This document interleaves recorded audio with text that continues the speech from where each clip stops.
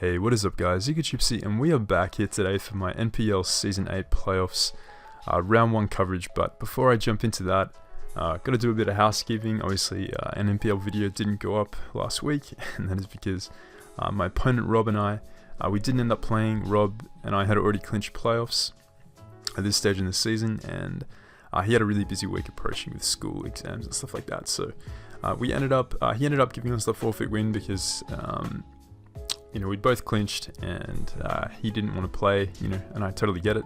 It's best to reserve any team building ideas you have for a potential playoff matchup if that is going to be the case. But yeah, this is something I would have discussed in my week 10 upload if I did have it, but obviously there was no upload, so I'm going to be going over it here. These are the standings at the end of the regular season. You see we finished first overall in the league. Very happy with the way I performed this season. Obviously here with the 9-1. I really felt like this could have been an undefeated run had I not had my clef not been frozen and my Suiku not being crit to lose my game versus David earlier on in the season. But that's Mons, hacks happens, it's just part of the game.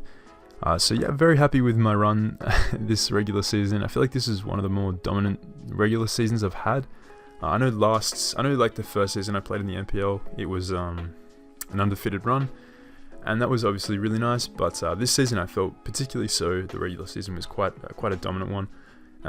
But we're gonna have to see if that carries through into playoffs. Obviously, regular season's great and all, but playoffs is where you really have to pull out all the stops. So yeah, that's gonna be where we end on the regular season. So as you can see here, the top 8 make playoffs, except we had a few. Yeah, this season was kind of weird. We had guys drop out. Verd left. Towards the end point of the season, he just left Mons to pursue real life stuff, which is fair enough. Then we had Dallas. Dallas also, I think, dropped out or forfeited his playoff spot, something like that. Regardless, the guys who made playoffs are this top 8 here, including Togobor, who made playoffs because Verd dropped out. And that's actually who we're going to be facing in this round 1 of playoffs. So that is going to be the standings leading into playoffs. Cool to see my man Matty, of course, make playoffs. Rob Jr., where's my man Rob? Here, Gotham City Girlworks. So yeah, Rob had a great season too. So yeah, my boys in playoffs, always good to see. Then guys like Greg made a really nice late season push. Very much enjoyed watching his late season push there. But that's going to be the kind of admin stuff before we jump into it. I'm going to pause it here and we're going to jump into the team builder for playoffs. Alright guys, so we're here with the team builder up against Togue in the playoffs, and as you can see, Togue has a pretty crazy team. He's got the Zygarde, the Manaphy, the Scizor, and the Hooper, those big top-heavy first 4 picks.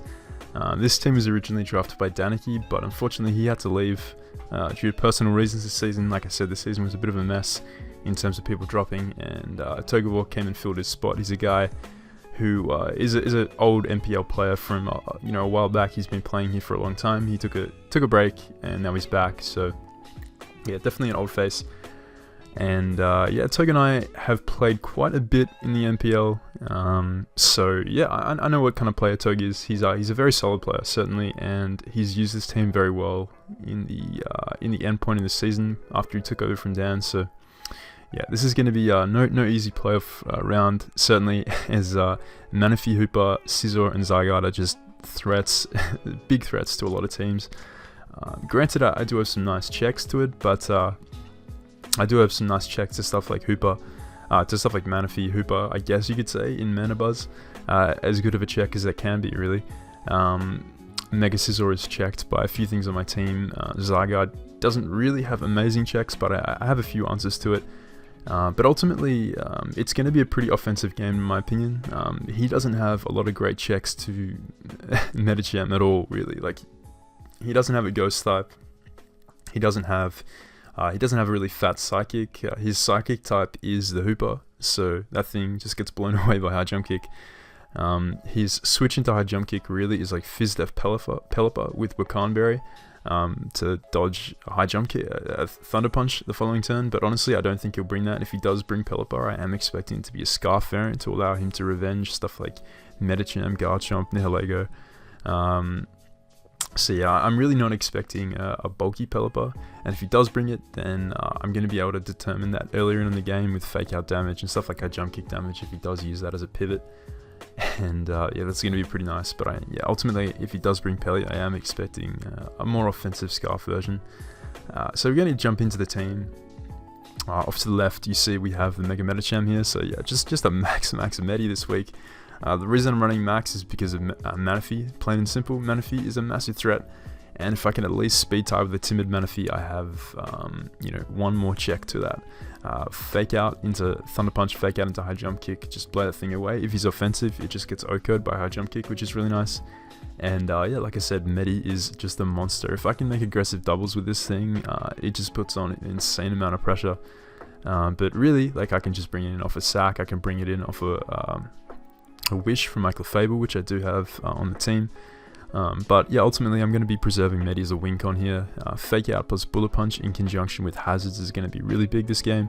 Fake out also allows me to scout for Protect on stuff like Ferrothorn, stuff like Scizor, I guess, or just a Mon that could potentially run Protect to check High Jump Kick from Medicham. So yeah, Fake out is really nice there. It also works really nicely in conjunction with T-Spikes, which I do have, and I will be covering that a bit later on. But yeah, Medicham really just the MVP of this matchup. It can do so much to Toge's team. It's kind of crazy. But the next one we have here is going to be my Aegislash, and yeah, rocking a pretty defensive AG this week. Defensive AG with Shadow Ball and Hidden Power Fire. This allows me to check Scizor, any variant of Scizor really, as well as Ferrothorn gets 2 KO'd, unless he's like max and he gets like min rolls with lefties. But yeah, this Aegislash is very solid. It can switch into stuff like Scizor, it can switch into Alolan Ninetales easily, Kabutops, Pelipper, even Manaphy's like +3 Surf can't kill me. It's just a very fat AG here. And yeah, it can actually be a pretty nice win con in the late game with Shadow Sneak if everything is sufficiently whittled. It's a nice check to stuff like Miltank if T-Spikes are up, because Miltank doesn't really have a lot to hit me unless he runs Scrappy, which he could well do. But yeah, AG is just very solid in this matchup. There's not a lot to really explain about what it does, but it checks a lot of his mons that don't have coverage, like that can't really afford to run coverage to hit me, and it can naturally check stuff like Scizor, which is very important. King Shield in conjunction with T-Spikes up is also really nice. It also allows me to wear down Rain Turns if he does bring Pelipper, which I think he really needs to, in my opinion. Then we have Garchomp here. Nice Groundium Z Chomp. His EQ immunities consist of Pelipper and Rotom Heat. Apart from that, his whole team is grounded, and he has no ground resistance, seeing as his grass type is a Ferrothorn. So yeah, Groundium Z is really solid in conjunction with Swords Dance. Also, Groundium Z, just even without a Swords Dance up, is really nice for a weakened Manaphy. Like, if it's switching to rocks once and taking a little bit of chip, it's in range of a Z Earthquake, so that's going to be pretty important if Tailglow Manaphy gets out of control. Swords Dance is also really nice to deter a Sizzle that wants to defog all over Garchomp, as well as a Pelipper or a Rotom Heat. So yeah, rocks are going to be pretty much here to stay this game if I can work Garchomp in that way. It's also another nice kind of switch into Hooper, because Hooper's pretty crazy, and unless Hooper's Scarfed, I can switch in and always revenge it with Z Earthquake, or at least threaten it out with an Earthquake. So yeah, Garchomp's going to be a pretty nice pivotal mon in this game. The next one we have is my is a pretty interesting Goon set. It's Protect. It looks like Crocoon, but it's not Sleep Talk, it's Protect instead. And the concept behind Protect is that not only does it allow me to stall out Rain Turns to scout for Z moves, but it also allows me to switch in on Ban Zygarde's 1000 Arrows. It helps me switch in, and if he does get a crit, I can Protect to get out of range of the following Ban 1000 Arrows and rest up. Protect also helps with PP stalling 1000 Arrows if he does just want to spam that, because as you can see, my team does not appreciate 1000 Arrows so far. So yeah, Kun is very nice. Calm Mind, I can Calm Mind up on a lot of his team and function as a win con with Calm Mind, Rest, and Scald. And Protect is just, yeah, very nice for racking up the T-Spike damage, stalling out the Rain Turns, and burning additional PP, as well as scouting for a Z move on something like Kabutops, which he could bring, because yeah, Kabutops in range is a pretty big threat. Now the next one we have here is Selgor, and this mon is my dedicated lead in most scenarios. I outspeed Scarf Pelipper and Oko with Hidden Power Electric. T-Spikes plus Spikes are just fantastic this game. And I do with the Final Gambit to deter Defog, as well as getting Big Chip off on something like Mega Sizzle that may want to switch in. Now, you see the Aguave Berry here. This is mainly for an offensive Sizzle's Bullet Punch, a defensive Ferrothorn's Gyro Ball. Pretty much always ensures with my HP and my defense investment that I live, and that I can get back up to a nice amount of health where Final Gambit will actually deal significant damage to both of those. So, say Ferrothorn Gyro Balls me, I'm always out of range, and I can proceed to get my berry back while setting up a T-Spike, and then Final Gambit the next turn if I feel that it's necessary, or set up a layer of spikes if I want to do that. But yeah, Final Gambit, fantastic. If he does lead Pelly, he may just U-turn out a Hurricane, expecting my Selgon not to be able to kill him, which could be really nice, because then we could have a kill turn 1 with Hidden Power Electric. But yeah, really Selgon's role here is to support the team with T-Spikes. Toge's team does not appreciate T-Spikes at all. He has no ground of poison, so he's going to have to rely on Defog, which could come in the form of Sizzle, because offensive Sizzle's kind of bad versus me. It's walled by Quag, it's walled by Coon. It's not walled by Coon, but Coon can check it fairly well, and Aegislash forces it to run Knockoff, meaning it can't run Sword Stance, Roost, Bug Move, Bullet Punch. Plus Knockoff, not enough move slots for that. So yeah, that's going to be a Selgo here. Very nice one in this matchup, and hopefully the Aguave Berry will come in clutch. And then lastly, we have an Unaware Clef. Unaware Clef here, mainly to check Manaphy, of course, and helps me with a Dragon Dancing or a Coiling Zygarde, as well as a Swords Dancing Kabutops, a Nasty Plot Ninetales, a Curse Miltank. The list goes on. This thing is just fantastic. Nasty Plot Hooper, Nasty Plot of Carmine Golduck. Yeah, just a very solid mon here, a very solid glue to the team. Passes wishes to Aegislash, Garchomp, Coon, Heal Bells, Coon, Sleep, seeing as I don't have Sleep Talk. Makes a slept Coon less exploitable for my opponent, and very nice in conjunction with the hazards that Excelgor will be setting up this game. T-Spike's obviously synergizing really well with Wish Protect, and yeah, Clef is going to be a really nice glue to my team that allows Medicham to break more easily, especially if I can pass a Wish into it on something like Ferrothorn and they want to switch in to Clef. No speed EVs to ensure that Ferrothorn's Gyro Balls are doing as little damage as possible. So that is going to be the team. I'm going to pause it here, and we're going to jump into the game and see what happened. Alrighty guys, so we are back here with the game, and before I jump into the replay, I'm going to preface this by saying there was a lot of drama surrounding this game, and honestly, I'm going to be completely transparent with you guys, because as my subscribers, I feel like you deserve to know what's really going on and what's happening behind the scenes in regards to this game. And for that reason, I am going to be including the chat here. So, yep. Before I jump into this, I am going to say as well that we did play. We started a game like 2 seconds before this, and I led off with Excelgor, and my opponent led off with Ferrothorn. He crit me turn 1 with Gyro Ball, which meant that my Aguave Berry didn't pop. Obviously, I would have lived to hit. And that would have meant that my Selgor didn't get like 50% off on the Ferrothorn, which shaped the way I would have had to play the rest of my game. Toge was nice enough to offer a restart, and I accepted in this instance because getting that damage off on Ferrothorn really was crucial to Garchomp being able to kill it a few turns later with the ZEQ if I did go that route. So yeah, hats off to Kris for offering that restart there, despite not being a fan of restarts there in general himself. I personally believe they are a really cool thing to do. I know Maddie and I are big advocates for them if it's like early game and it's hacks that could play an influential role in the game. So yeah, I do appreciate it. But we're going to jump into the game, and I'm going to explain what happens as we go on. So I'm going to lead off with my Selgor, as he does lead off with his Ferrothorn. And now here I am going to set up a T-Spike, as he is going to go for the Gyro Ball here. And that's going to bring me down to about 8%, and it's going to pop my Aguave Berry. So right here I am going to Final Gambit, as his Ferrothorn does just go for a second Gyro Ball there. And now he's going to be in range of a ZEQ from my Garchomp, but I want to take this opportunity to set up my Rocks first, as Rocks are going to be really nice for wearing down the Ninetales every time he does bring that thing in. And yeah, you see he didn't actually bring the Pelipper, so he hasn't brought Rain Offense with Kabutops and Pelly, which is really interesting.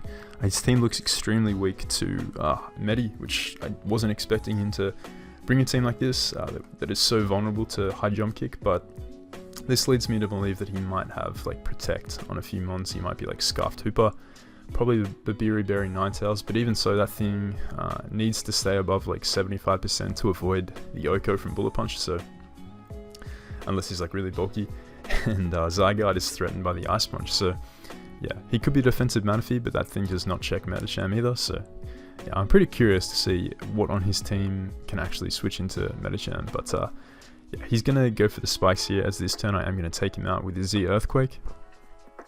And yeah, Ferro's going to go down, which means Suicune's biggest pretty much obstacle is now out of the way, which is really, really nice. So he's now going to bring in his Manaphy here.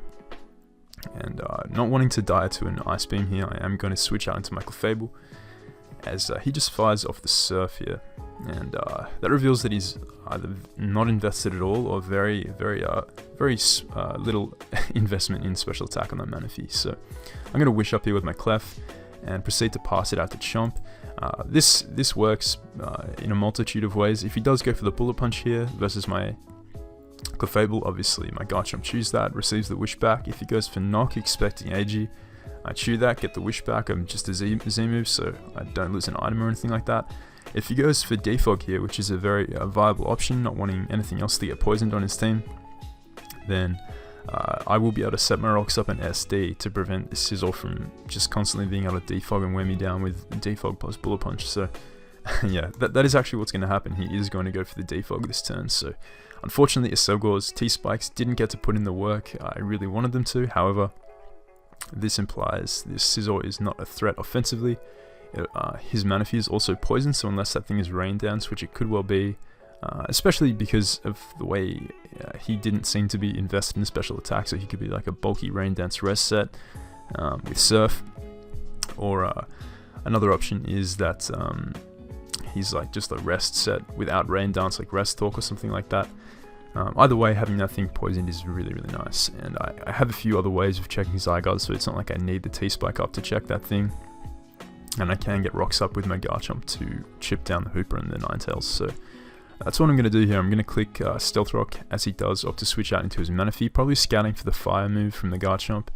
Also knowing that Manaphy can probably take any hit that my Garchomp wants to go for. So here I'm going to stay in an EQ, knowing that a non-invested Ice Beam won't be able to take me out, as he fires off the Hydro Vortex. And we take that pretty nicely. I would have done a lot of damage to my Clefable if I'd switched it in. Even though this thing is like not invested, it would have left my Clefable probably at a range of being OHKO'd by 1,000 arrows from a banned Zygarde. So I'm going to go for the EQ, take him out here, and that's really, really nice, because now his team looking really very much like Medifood here. So he's going to go into his Ninetales, and I am going to make the switch out into my Aegislash this turn, as he is going to go for the Freeze Dry.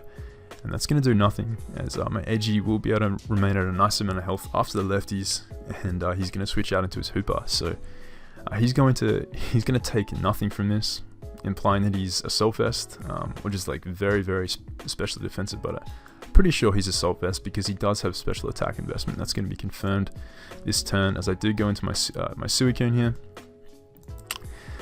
Now at this stage, I want you guys to look in the chat. Toga will turn the timer on for this match, which is something that a few coaches in the league do. Like, some players do use the timer. It's not something that's ever been enforced once in NPL history by the admins. It's not something that like a loss to timer has never occurred ever. Timer is always something that's turned off by the admins if it ever runs too low. It's mainly just there to accelerate the game, to make sure games don't go for like 2 hours. Because yeah, people don't like watching really long games or playing them, I guess. But yeah, timer is just has not once been used to actually win a game, and the showdown timer itself is inherently flawed. It doesn't have the same mechanic as the Wi-Fi timer, which resets every turn, so it's a running timer. It is constantly going down. And at this stage, you see Jolk gives me a timer warning at 10 seconds, and I'm like, oh fuck, okay, the timer's on. But that's fine. Like, the admins turn the timer off. They always do. Like, in every single game where the timer's run down, an admin has gone out of the way to just turn it off, because obviously you don't want a game decided by a fucking showdown timer. Like, this is the NPL. Like, they like to say they're the most competitive league out there. So why would you want a game decided by a timer as opposed to actually winning the game? So I'm like, all right, I've got 10 seconds, and I'm just gonna switch into Coon. Obviously, like, they're gonna turn the timer off if it gets too low, and I take 46 from that psychic. So that's a very, very offensive hooper, very, very offensive hooper. So right here, I am gonna click rest, I believe. Or I think I'm going to switch out into... I'm sort of debating clicking rest, clicking protect. I think actually protect was a pretty solid play here because that revealed to be like very much like a modest super. But I think part of me was fearing Hyperspace Fury aimed at blowing through a King Shield Aegislash, as well as a sub-mon on my team. So I was sort of umming and ahhing between resting, protecting, or just going hard Aegislash on a psychic, because Suicune is more useful in this endgame than Aegislash is, just because it checks Zygarde, it checks Scizor. But honestly, if I let something die, I just bring in Medi and claim a kill. So it's not even a bad situation. At this stage, I'm just kind of thinking, what do I want to sack to this monster, or how do I want to approach this? So I'm going to think about my turn for a little bit. Ooh, the turn already happened. I'm at this stage, after I switch in Suicune, I have 10 seconds left to make a decision, like literally 10 seconds to make my next decision. I say turn off timer, because this is, like, timer is not a factor in any game in the NPL. My opponent Kris says no, GG, as I lose to inactivity. So those are the rules, he says. Now, at this stage, I kind of just laughed. I was like, what the fuck? We always turn timer off. Is this a joke at Jolt? Because literally in not once in NPL history has an admin refused to turn timer off as it was getting low. Like I said, timer is not something that has ever been enforced by the NPL. It's not once has it been consistently enforced as a win con for a player. I say, we always turn the timer off. Is this a joke? As I said, I was in a fantastic spot to win this game. Metacham literally claims a kill every time it comes in. And yeah, I had 10 seconds to make that decision, according to the timer, which is never enforced. I'll scroll down the chat a bit here. I said, we have literally never turned off the timer when it has run down in every game. We have a timer in place to speed up games, not give someone an auto loss. As this kid asks, then what is the point of timer? I said I had 10 seconds to make the decision. This is a complete joke. And Jolt, the commissioner of our league, says, technically what just happened was within the rules. This is awkward though. Obviously realizing that, this is a playoff game. I said, we have turned timer off in every game when it was running down. And then a few guys here just talking shit. So, alright, yeah, so I showed you guys the chat. And clearly, this stage, I'm pretty frustrated because... This is the first time something like this has happened or ever been enforced by the NPL, and yeah, I really was confused as to why now in a playoff game this kind of thing was happening. I did discuss this with Jolt after the game, and I was pretty mad. Like, I won't lie, I was pretty pissed off because it's a playoff game for majors. You put in a lot of effort, and when things like this, like when there's no communication pre-playoffs, like it wasn't like there was a discussion, amongst the major coaches being like, hey guys, like, time is going to be a factor in playoffs. All games are subject to timer losses. So if despite Showdown having a running timer as opposed to, a resetting timer every turn, this is something I pointed out to Jolt. I was like, dude, you realize like NPL models themselves off Wi-Fi, and Wi-Fi has a resetting timer, not this continuous timer bullshit from Showdown. And that's, yeah, I think that's something he took into consideration, because I think Jolt, like, he knew it was kind of dumb, but he was trying to stand by the rules, which is like the rule book, which I can understand because he's the commissioner and everything. But at the same time, yeah, I was pointing out, like, this is just my issue is with the inconsistency. Like, this is, if you're going to implement a timer rule and you're going to make it so that admins can never interfere with that rule and it's purely up to the players, then you have to be consistent with that. You can't just allow admins to turn off the timer during regular season games, at their own will, and then pretend once it gets to a playoff game that no, it's okay. It's okay for them not to turn off, and it's all on the opponent whether they want to turn it off or not. You can't just act as though this has been the atmosphere that it has all season, when it really hasn't been the case. So that was my frustration there. There was no communication, leading into playoffs. It wasn't something that we discussed as a league to, I don't know, like up the ante of playoffs, so like up the kind of, I don't know, the pressure, if you will. It was not something that was discussed at all. So I was pretty frustrated, and I made a pretty good case to Jolt, explaining my reasoning. I think he heard it, and he offered a compromise. He said if Toge's willing to do a run back of the game up to the point where the timer ran down to 10 seconds, then you guys can play it back and play from there, see who wins. I told him I was adamant that this was my game. He said, timer's there so games don't last 2 hours, something like that. I said this game was lasting like 10 minutes at most when the timer stopped, and that's going to be reinforced by the replay I'm about to show you guys. But yeah, essentially, I asked Kris if I told him Jolt's proposal. He agreed, and we ended up playing a game that played on from the point in which the timer stopped. So I'm going to pause it here, and I'm going to show you guys the replay, show you what happened, and then go into a little bit of a discussion afterwards about where we go from here. So I'll just pause it, and we'll jump into the replay. Alright, so we're back with the second game, and I'm just going to run through these turns. They're going to ultimately get to the same point we were at when we played originally. A couple of these turns look different because Kris accidentally spiked turn 1, and just in the interest of time, we decided to make moves to simulate the kind of situation of game 1 without actually following exactly the same turn, so kind of speeding it up a bit. So he's going to get a spike up, which he did in the original game, and Garchomp took the 88% from switching in. I took the 88% earlier. I took the 12% and got to 88. His Manaphy's going to come in and take the T-Spike that he needed to. I'm going to get on my rocks, as he is going to Tail Glue here. So because my Clef is unaware, I will be able to obviously dodge the stat boost there. So he's going to get the Surf plus the Spike damage that he got off earlier versus my Manaphy, versus my Clef. And now he's going to switch into his Sizzle here, as I am going to get a Wish up. So I'm going to go into my Chomp this turn as he does Defog. So Chomp's going to get back to full, which is, of course, how it was in the original game. He's going to Defog. And this turn I am going to set my rocks up, as I believe he is going to go out into his Manaphy here. And it's this turn that I'm going to stay in here and just click EQ twice to take out the Manaphy as he gets a Hydro Vortex off on my Garchomp.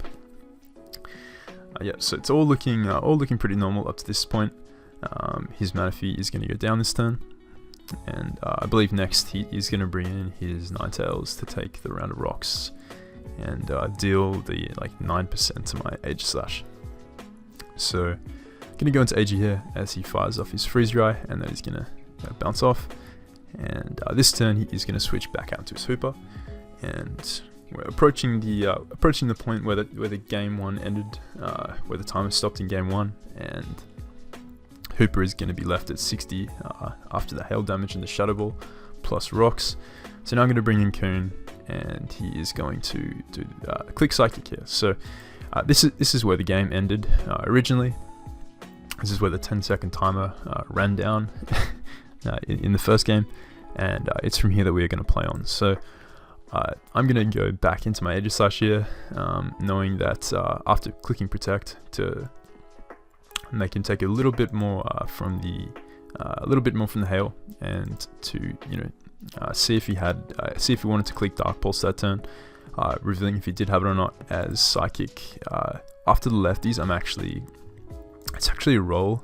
It's actually a roll for me to die to Dark Pulse here if he's modest, and I've got a pretty good shot of living it. So if I can get a Shadow Ball off, he will go down to Shadow Sneak the following turn, unless he has a lot of defense investment. So I'm going to go for Shadow Ball here, as he does take out my AG. But as I mentioned in the original game, At that point, Aegisash had, like, it wasn't necessary to win in the end game.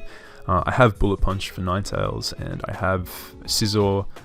Scizor pretty much covered by my Suicune, and Medicham just blows it away with High Jump Kick. So yeah, wasn't really too worried about losing Agi there, as Medi can just come in and claim one, as he is going to go into a Suicune here. Maybe expecting a Drain Punch or something. But High Jump Kick into Bullet Punch is going to blow this thing away. And that is a defensive Scizor as well, just based on how it took that High Jump Kick, as he's now going to bring in his Zygarde here. So the risk of this thing being banned, I am going to switch out and sack off my Garchomp. This will give me Clef to weaken this thing, putting it in range of High Jump Kick, or just my Coon to rest up. But he is going to go for 1,000 arrows, and then he's going to fail to take out my Chomp, revealing it is a very fat Zygarde. Not a lot of attack investment, certainly not banded. So I am just going to be able to click Dragon Claw here, as he does sack off the Hooper and bring in the Ninetales here. So I'm going to stay in here, sack off my Garchomp, as this does give me my Medicham here, and I'm just going to be able to Bullet Punch this turn, as he does make the switch out into his Zygarde, fearing the Bullet Punch there, I guess, and he is going to die to the combination of Bullet Punch plus Hail plus High Jump Kick. And yeah, his Ninetales, even with the Babiri Berry, is going to be in range to go down to Medicham's Bullet Punch at 26. This thing killed like 4 Ninetales here, so yeah, Babiri Berry is going to drop, as his Ninetales does go down there. So we win this game 3-0, and that's, like I said in the first game, like, this is how I envisaged winning this game, whether it was with my Suicune, whether it was with Clef or my Medi. I felt very confident I could win this endgame. But yeah, despite winning this game, obviously, you know, I left this game with a pretty sour taste in my mouth towards the NPL. Yeah, just like, this is something I've been thinking about for a while now. This season really has kind of, I was sort of thinking about it last season, but the events of this season have really kind of reinforced in myself that this is the right decision for me to make. I'm not gonna be returning to the NPL next season. Honestly, like, it kind of sucks, because I do love this league, and it has been loads of fun for me to be involved in. Obviously, like, I had a lot of success in this league, but you know, more importantly than the success, it's been a real fun group of people to get to know. Like, back in season 5 when I joined, man, that was some good fun. That was before I knew Seb or Maddie really well. That was back when Maddie Brolick, you guys all know Maddie. Maddie was a YouTuber that I was subscribed to, and I would like chat to him in my comments, and we became mates. And you know, Seb was this like I thought Seb was this like this little Smogon player, but then we became good mates, and yeah, he was sick. And then Anthony joined. You know, he joined in the NPL in season 6, so all my boys were together. It was great fun, and obviously all the other guys in the NPL. It was a lot of fun over the years. But yeah, unfortunately, like, I did record like a longer version of this discussion than I'm about to tell you guys, but I ended up changing my mind on uploading now, just because I felt like it was a bit too. I didn't want to throw the NPL under the bus, and I really did that in my initial recording. So I want to keep it. I don't want to make it too intense, but like the vibe of the NPL, it's changed a lot since I joined.